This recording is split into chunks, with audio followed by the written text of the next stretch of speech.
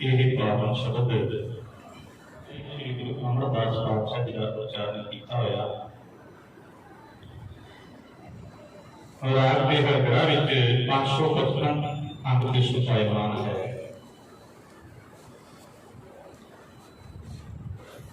सतगुरु जी शब्द अंदर बख्शिश करते हैं, क्या जाना कि मरेंगे कैसा मरना हो, किसी को कोई पता नहीं किवें मरना है, कित्थे मरना है, उहदा समा किहड़ा है, जगह किहड़ी है, किसी को कोई पता नहीं। पर सतगुरु जी कहते ने मरण विच फर्क हुंदा है। वो किवें जेकर साहिब बनों ना विसरे, जेकर तो प्रभु मालक वाहिगुरू दी याद मन चों नहीं विसरदी तां सहला मरना हो, उहदा मरना आसान हो जाता। तुसीं आप संसार विच विंदे होवोगे, असीं कह दिंदे हां नरक जां सुरग सब कुछ इत्थे है। कई साल मंजे ते तड़पदे रहिंदे ने, उदों वड्डी नरक होर किहड़ी है। ते कईयां नूं काटो हुई एकदम पता लगता है कि तो चंगा भला सी शरीर चढ़ाई करके। इसी करके सतगुरु जी कहते हैं, जेकर साहिब मनो ना विसरे तां सहला मरना हो। क्योंकि मरना इस तरह लगता है एक बचपन की खेली हुई खेल वर्गी। शायद बुजुर्ग जानते हैं, क्योंकि अजकल बच्चे ते खेल हो आ गई है, पबजी आ गई, फ्री फायर आ गया, इन्हां विच लगे रहना है। पहला मिट्टी दी खेडां होंदियां सन।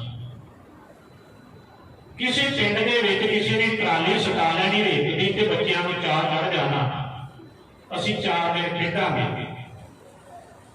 जिधर किते छुट्टी होनी ते बच्चिआं ने रेत ते जाके छालां मारनियां।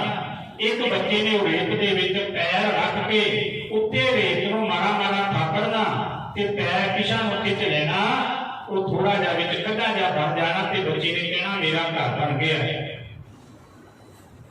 मेरे घर के कोल ना आई, मेरा घर बन गया, मैं मेरी होंदी है। दूजा बच्चा कहता साथिया मेरे वास्ते केड़ी मटीरियल सटा है, वो भी अपना पैर दे विच पांदा ते उसे तरह थापड़ के कहता मेरा भी घर बन गया, मेरे घर कोल ना आई। सारी दिहाड़ी बच्चा उत्थे रेत ते खेडदा रहिंदा है, उहनूं ना पानी की त्रेह लगदी है, ना भुख लगदी है। पर जदों शाम होंदी है, संध्या वेला हुंदा है, घरों मां दी पैंदी है सट, आवाज पैंदी है, कहंदी है बेटा हुण ते शाम हो गई है, तू सारी दिहाड़ी उत्थे खेडदा रहा, हुण ते घर आ जा, तेरे पिता जी आउण वाले ने, तेरे डैडी जी आउण वाले ने, वो गुस्से होणगे आके।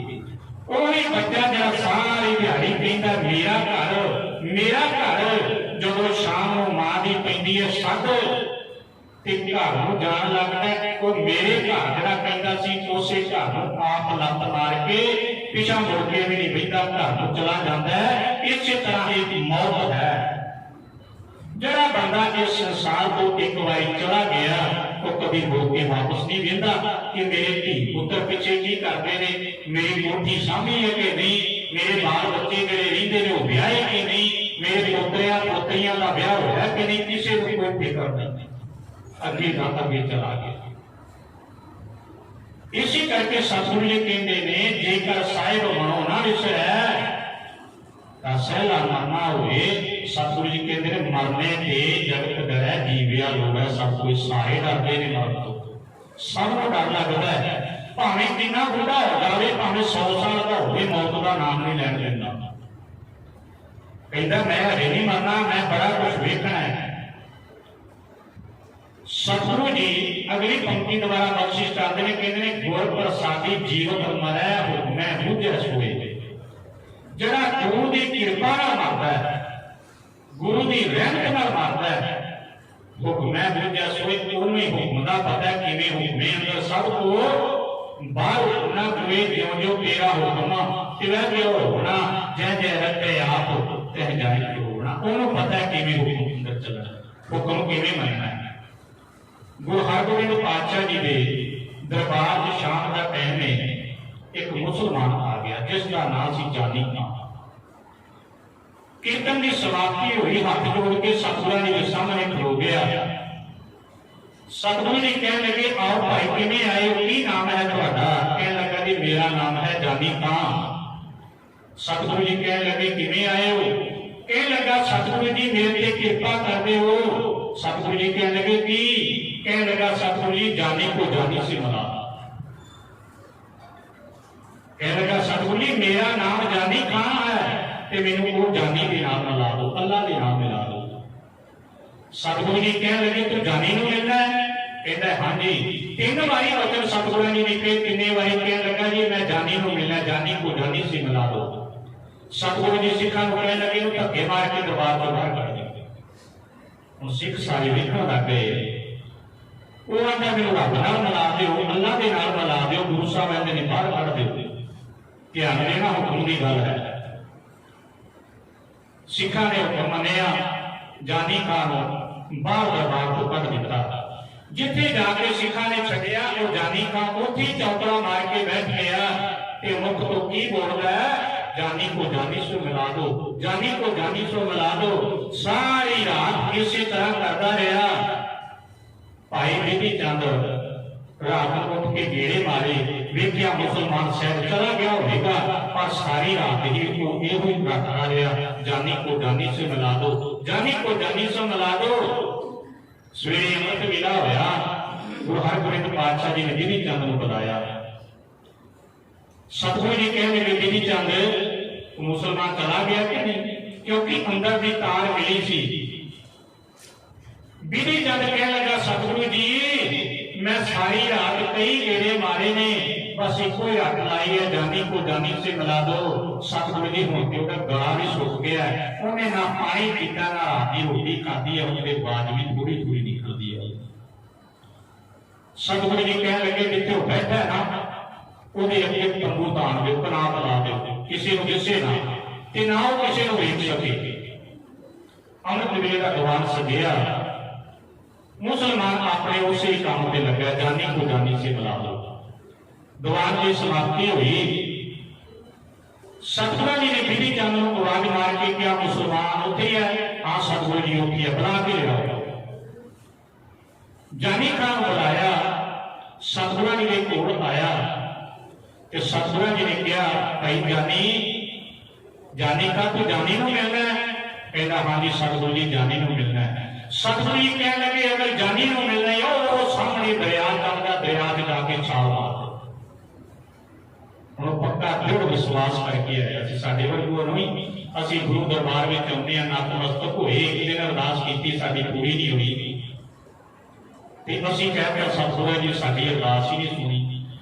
गुरमुखो बच्चा साल भर पढ़दा है, पढ़ाई करता है, तां एग्जाम होंदे ने, तां पेपर होंदा, फिर रिजल्ट आउंदा, पास है कि नहीं, ਉਹਦੀ पढ़ाई किन्नी को है।